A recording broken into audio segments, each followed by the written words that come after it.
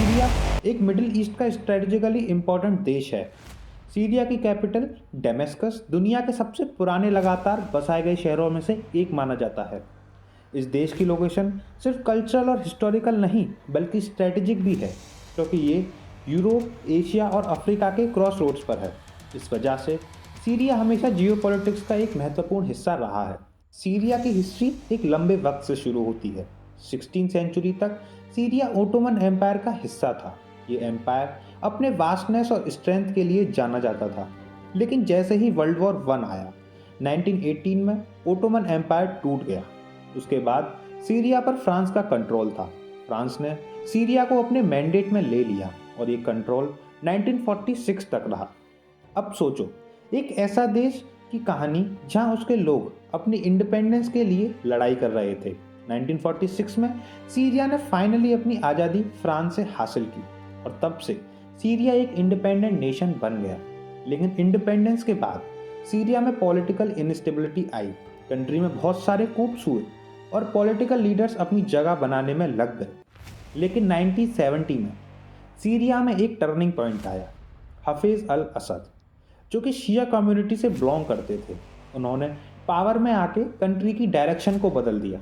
हफीज़ अल असद का rule dictatorial था, लेकिन उन्होंने सीरिया को एक स्ट्रॉन्ग और स्टेबल कंट्री बनाया। वो अपने रिजीम को मिलिट्री फोर्स के थ्रू कंट्रोल करते थे और अपनी शिया कम्युनिटी को पॉलिटिकल पावर्स दे रहे थे। असद का रूल सीरिया में बहुत लंबा था और उन्होंने कंट्री को इंटरनली काफ़ी स्ट्रेंथ किया, लेकिन उन्होंने पॉलिटिकल अपोजिशन को क्रश किया और अपने फॉलोअर्स को गवर्नमेंट पोजीशन पर रखने की कोशिश की। ये एक ऐसा टाइम था जब सीरिया में छुप के अपोजिशन चल रहा था, लेकिन सब कुछ एक फिक्स पावर स्ट्रक्चर के अंडर था। हफीज़ अल असद की डेथ के बाद 2000 में उनके बेटे बशर अल असद ने प्रेसिडेंसी संभाली।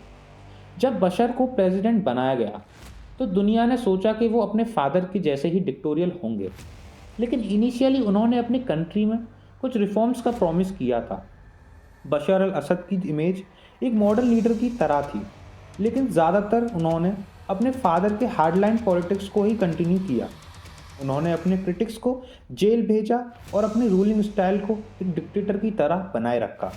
सीरिया की पॉलिटिकल सिस्टम काफ़ी कंट्रोल था और उन्होंने अपनी पावर को कंसोलिडेट करते हुए अपोजिशन को दबा दिया। दोस्तों, फिर 2011 में एक ऐसा इवेंट होता है जो पूरे मिडिल ईस्ट को हिला देता है, अरब स्प्रिंग। ये एक ऐसी लहर थी जो पूरे अरब वर्ल्ड में डेमोक्रेसी और फ्रीडम के लिए चल रही थी। लोग चाहते थे कि उन्हें अपने हक मिलें और वो डिक्टेटरशिप को हरा सकें। सीरिया में भी ये प्रोटेस्ट शुरू हो गए, लेकिन बशर अल असद के रिजीम ने इन रेडिकल्स ग्रुप को ब्रूटल फोर्स से क्रश कर दिया और यूरोप जैसे देशों में भागने लगे। लेकिन कुछ देशों ने इन लोगों को नहीं अपनाया, जैसे कि पोलैंड। इन रेडिकल्स ग्रुप में सबसे बड़ा नाम था आईसिस का। ये ग्रुप, जो Islamic state of Iraq and Syria के नाम से जाना जाता है, इसने सीरिया के कई बड़े हिस्सों में अपना कंट्रोल जमा लिया, जैसे रक्का, जो उन्हें अपनी कैपिटल बनाई थी। इसके अलावा अल नुस्रा फ्रंट भी एक्टिव था, जो अलकायदा से लिंक था, और ये ग्रुप भी बशर अल असद के रिजीम के खिलाफ लड़ रहा था। सीरिया में एक और इम्पॉर्टेंट प्लेयर था सीरियन डेमोक्रेटिक फोर्स एसडीएफ, जो मेनली कुर्दिश लेड मीडिया थी, जिसे हम सब आसान भाषा में कुर्दिश ग्रुप भी कहते हैं। ये ग्रुप सुन्नी मुस्लिम्स और कुर्द्स का मिक्स था। इसने आईसिस को मारने में अमेरिका की मदद की थी, तो जायज़ सी बात है अमेरिका इस ग्रुप को सपोर्ट करता आ रहा था। लेकिन टर्की इस ग्रुप को ख़त्म करना चाहता है, क्योंकि इस ग्रुप का मोटिव है टर्की को तोड़कर कुर्दिश लोगों के लिए एक अलग देश बनाने का, जो कि टर्की के फेवर में ये नहीं आता है। अब आते हैं मेन ग्रुप पर, जिसमें हाल ही में रशिया ने एयर स्ट्राइक की। HTS, हयात तहीर अल शम।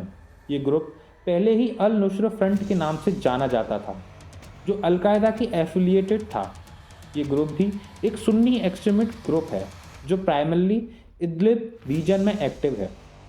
HTS को पहले सऊदी अरब और टर्की का सपोर्ट मिला था, लेकिन अब ये अपनी इंडिपेंडेंट आइडेंटिटी बनाने की कोशिश कर रहा है। और हाल ही में इसने सीरिया के एक शहर अलीपो में अपना इन्फ्लुएंस बढ़ाया था, जिससे असद गवर्नमेंट को प्रॉब्लम होने लगी। और जैसा कि आप जानते हैं, रशिया असद गवर्नमेंट को सपोर्ट करता है, तो यहाँ रशिया ने अपने जेट फाइटर से अलीपो में एयर स्ट्राइक करवा दी। दोस्तों, सीरिया में सुन्नी मुस्लिम की पॉपुलेशन ज़्यादा है, लेकिन असद रजीम ने अपने शिया कम्युनिटी को सारी पॉलिटिकल पावर्स दी हुई है। अलवाइट्स, जो कि एक शिया सेक्ट है, उन्होंने सीरिया में एक डिक्टोरियल रूल स्टेब्लिश किया हुआ है। ये सिचुएशन पूरी दुनिया में एक सुन्नी शिया पावर स्ट्रगल का हिस्सा बन गई है, जहाँ एक जगह हम मुस्लिम ब्रदरहुड की बातें सुनते हैं, दूसरी जगह हम इंटरनेशनल लेवल पर मुस्लिम्स को बीच वॉर देखते हैं। एक कास्ट पावर स्ट्रगल आज पूरी दुनिया के लिए एक वॉर रेजिम बन चुका है, जहां शिया मेजॉरिटी कंट्रीज असद गवर्नमेंट को सपोर्ट कर रही हैं और Sunni majority countries radical groups को हर तरीके से सपोर्ट कर रही हैं। दोस्तों, करंट अपडेट ये है कि बशर अल असद अपने देश सीरिया को छोड़कर अपनी फैमिली के पास रशिया में है। सोचिए, जिस देश का प्रेसिडेंट खुद के देश को छोड़कर भाग गया हो, वहाँ क्या हालत होगी। और सीरिया की current power different radicals group hold कर रहे हैं। और रिसेंटली सीरिया पर इजराइल ने अटैक करके गलवाइन हाइट्स की और ज़मीन हत्या ली है। तो दोस्तों, हर कंट्री अपने इंटरेस्ट के प्रोटेस्ट करने के लिए रेडिकल ग्रुप को सपोर्ट कर रही है, और इनके बीच का कॉन्फ्लिक्ट सीरिया के फ्यूचर को अनसर्टेन बना देता है। ये स्ट्रगल सिर्फ एक देश का नहीं, बल्कि पूरी दुनिया के एक जियोपॉलिटिक्स का हिस्सा है। क्या सीरिया अपने दर्द को भूल पाएगा? क्या ये देश पीस और स्टेबिलिटी देख सकता है? ये क्वेश्चन अब भी जवाब के इंतजार में है। दोस्तों, अगर आपको ये वीडियो पसंद आई हो तो लाइक, शेयर और सब्सक्राइब करें, क्योंकि आपका एक सब्सक्राइब हमारे लिए बहुत ज़रूरी है। Thanks for watching.